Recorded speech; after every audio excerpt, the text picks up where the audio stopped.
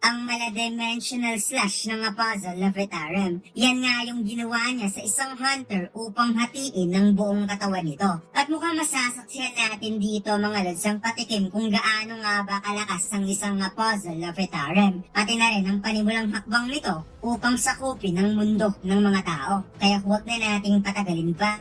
Let's go! And please like and subscribe sa ating YouTube channel mga lods at mag-follow sa ating Facebook page. Salamat! Nagsimula ang chapter na ito kung saan ipinakita ang mga armored truck na nakaparking sa labas ng pyramid at dito pala nagpahinga ang mga taga-Ashura Guild matapos silang iniligtas ni Soho nung nagwawala si Amot. Habang natutulog si Rio, narinig niya na parang may tumatawag sa kanyang pangalan at ito pala ay si Soho na nakangiti at ginising siya. Sinabi ni Soho na ang dungeon ay tapos niya ng ma-cleared at gusto daw niyang manghiram ng cellphone at si Rio naman ay parang nalimpungatan dahil sa himbing ng kanyang pagkakatulog. Kaya nung nakita niya na wala na ang pyramid at ito ay naging buhangin na lamang, siya ay napasigaw at hindi makapaniwala. Lumipat tayo sana sa airport kung saan sinabi ni Rio na hindi niya makakalimutan si Soho kung paano iniligtas ang kanyang buhay sa Pyramid Field. Kaya gusto niyang magpatuloy ang kontak nila sa isa't isa kahit ito ay nakauwi na sa Korea. At sobrang nagpapasalamat din ang ating bida dahil si Rio pala ang gumastos para makauwi siya papuntang Korea. At pati na rin ang pagtulong nito na makontak ang kanyang uncle kung saan hindi ito makapaniwala kung paano siya nakapunta sa Egypt. Kaya tumagas tuloy ang luha ni Jinwoo nang nalamang ligtas ang kanyang pamangkin. Nalaman din ni Soho na nag-report ang kanyang uncle sa kakilala nito na nagtatrabaho sa loob ng Hunter Association kaya maaaring bibisitahin niya soon ang Hunter Association. Subalit napahawak nga sa baba itong si Rio dahil hindi pa rin siya makapaniwala na hindi mo na lumitaw sa loob ng pyramid na mayroong S-rank level or above ay umatras at hinayaan ng dungeon na mag-collapse. Kaya napatugon ang ating bida na napaka-strange din daw talaga at hindi rin siya makapaniwala kung bakit iyon ginawa ng monster. At pangiting sinabi na napakaswerte niya talaga. Ngunit sa isipan ni Soho, hindi daw niya pwedeng sabihin kung ano talaga ang tunay na nangyari kay Amot. Pagkatapos, lumipat ang eksena kung saan lumalabas na hindi pa rin pala nila nagawang mapakawalan si Amot sa mga kadena kahit ito ay nasa loob na ng Shadow Dungeon. Kaya na-realize ni Soho na hindi makakalabas si Amot sa loob ng Shadow Dungeon. At dahil hindi niya ito nagawang mapakawalan sa seal, tinanong niya si Amot kung ipagpapatuloy pa rin ba nito ang kanyang pangako para sa kanya. Paliwanag ni Amot na hindi na kailangan mag-alala pa dahil ang talagang ipinangako niya kay Soho ay ang makalabas lang talaga sa Pyramid Field. Siguro nandito pa mga stakes ng chain kasama niya, subalit nakakagalaw siya at nakakapunta sa ibang lugar sa loob ng Shadow Dungeon. At para sa kanya, ito ang pinakakomportabling lugar compare sa libingan ng mga patay. Kung saan napansin ni Soho na parang nakiba ang vibe ni Amot mula nung nasa loob na ito ng Shadow Dungeon. Biglang hinawakan ni Amot ang hoodie ni Soho na ikinagulat naman ng ating bida at dinala siya nito sa itaas ng gusali, bagay na ipinag-aalala naman ni Lady Essel para sa Young Monarch. Pumunta sa rooftop si Amot habang hawak-hawak niya si Soho kung saan ipinakita niya sa Young Monarch na kahit nanghihina siya ngayon, hindi may paliwanag ang kanyang saya dahil muli niyang naramdaman ang great nature sa loob ng Shadow Dungeon na sobrang tagal niya nang hinintay at ipinangako niya na susundan niya ang Young Monarch kahit anong mangyari. Pagkatapos, bumalik ang eksena kung saan nagpaalam si Soho kay Rio habang papasok na ito sa departure area. At napaisip ang ating bida na dahil siguro nagbukas ang raid gate sa loob ng Shadow Dungeon at lumitaw ang quest, ito ay dahil gusto ng system na makilala niya si Amot upang kanyang maging teammates bilang descendant ng Monarch of the Iron Body.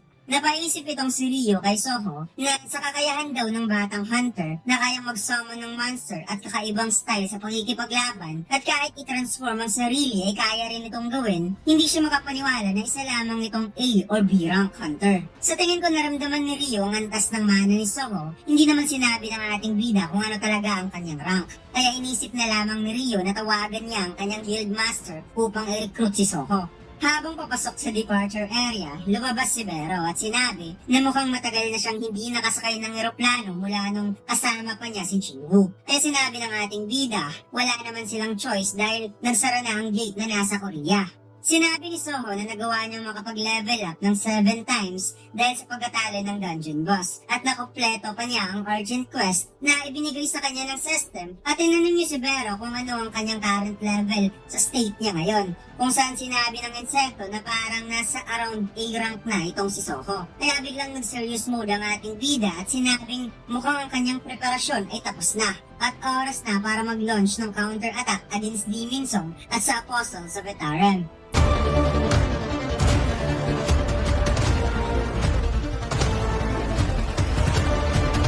Subukan niyo maglaro ng One Online Studio 4 Episode 7. Ang download link ay nasa ibaba. Maraming salamat, mga Lods. Pagkatapos, lumipat ang eksena sa gusali ng Chivalry Guild at napag-usapan nila ang mabilis na paglaki ng kanilang guild dahil noon sila ay mga C-rank hunter lamang. Subalit ngayon, nakakuha na sila ng rights ng mga B-rank gates dito sa lugar ng Incheon. At kahit ang kanilang coffers ay lumaki na rin, ito ay dahil sa tulong ng Stardust. Kaya nakakapasok na sila ngayon sa B-rank gate sa kabila ng pagiging C-rank hunter originally. Tugon ng isang hunter na mas napapadali daw ang pagbili nila ngayon sa black market at naging mura pa. Hindi niya alam kung sino ang gumawa nito, subalit malaki ang kanyang pasasalamat sa lumikha ng Stardust. Napatanong ng isang hunter kung maganda ba sa pakiramdam ang bagay na yan dahil sa tingin niya merong kakaiba patungkol dito. Kaya napatagon ng kanyang kasamahan na hindi daw nito nararamdaman ang kanilang kasiyahan dahil isa naman itong tunay na birang hunter. At dito ay pinakilala ang isang hunter na nagngangalang Kim Sung-soo. Sinabi ni Kim Sung-soo, narinig niya sa Hunter Association na makukonsider sa paglabag ng batas ang paggamit ng Stardust. Kaya napatanong siya sa sarili kung bakit ginagawa ito ng Hunter Association kung wala naman itong side effect. Na wikang, hindi ba daw mas maganda na nakakapag-close ng maraming gate ang mga hunter dahil sa Stardust? Kaya nakaka-frustrate daw dahil wala man lang ginawa ang Hunter Association para sa kanila na mga low-rank hunters at wala rin siyang magagawa kung magre-reklamo siya patungkol dito. Biglang napansin ng ibang hunter na mayroong pumasok sa kanilang office, isang bata na mayroong kasamang babae at lalaki, kung saan sobrang nagulat ang lahat, hindi dahil sa bata kundi sa bigat ng mana na nararamdaman nila nung pumasok ang tatlo, na makikita natin na ang batang ito ay ang Apostle of Etarim. Tinanong ng bata kung ito ba ang Chivalry Guild, ang guild na nakakuha ng rights sa gate na lumitaw sa Incheon. Kaya nilapitan ni Sung-soo to confirm kung bata nga ba talaga ang kaharap nila. At sinabi na, oo, ito nga ang Chivalry Guild. Eh ano naman ngayon?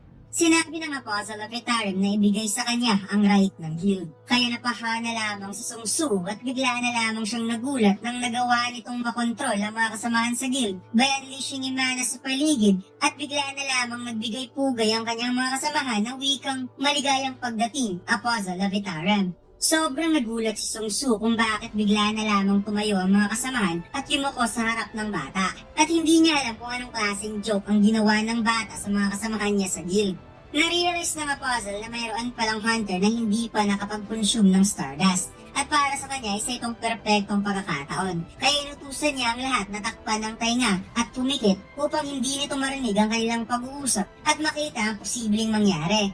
Napatanong si Sung-soo kung ano ang sinabi ng bata. Bakit nito nagagawa ang ganitong klaseng bagay? Kung saan sumagot naman ang Apostle na gusto niyang makipag-usap sa ibang tao bukod sa tangang yon. At mukhang ang tinutukoy niya ditong tanga ay si Lee Min-sung. Sinabi niya na ang kanyang creator ay gustong magkaroon ng rights sa mundo na walang master at naparito siya sa Earth upang tuparin ang kagustuhan ng kanyang creator. Hinawakan ni Sung-soo ang kanyang sandata upang maghanda at napatanong kung anong sinasabi nito dahil ni isa wala siyang naintindihan.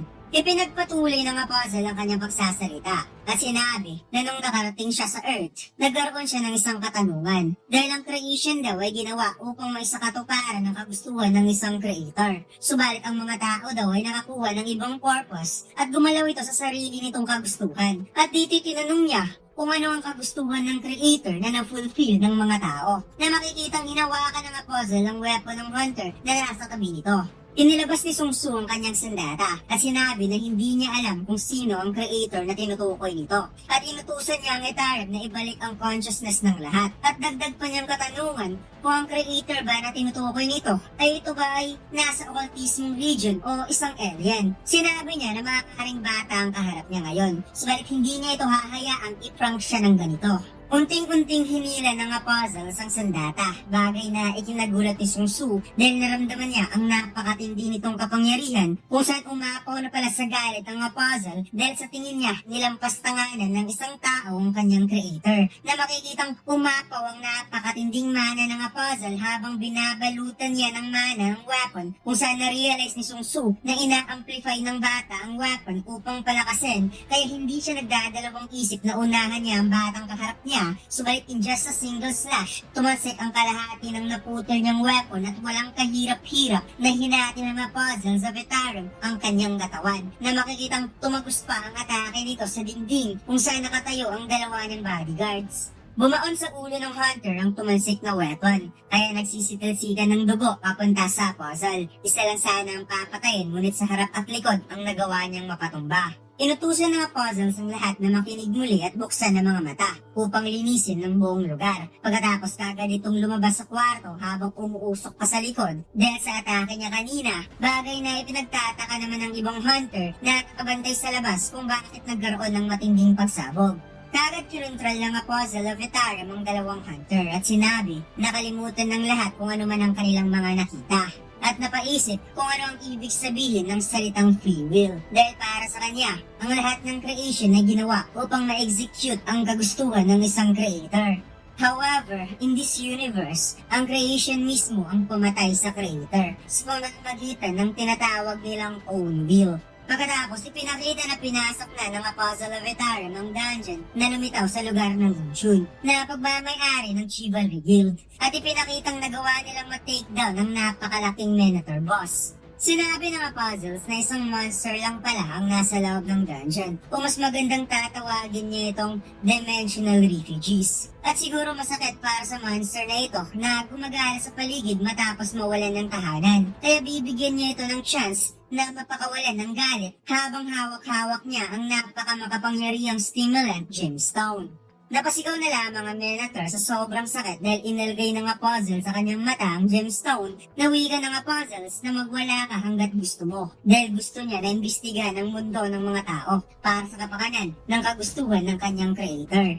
Na parang iba ang utos ngayon ng puzzle compare sa ginawa niya kay Brockie na manggidnap ng tao upang gawing supply for Stardust at mukhang kaguluhan ang gustong ipagawa ng puzzle sa bagong monster in the next arc na makakalaban ng ating bida. At dito lang nagtatapos ang chapter na ito mga lads. Huwag mo sanang kalimutang mag-like, comment at mag-subscribe sa ating YouTube channel. At mag-follow sa ating Facebook page. Salamat!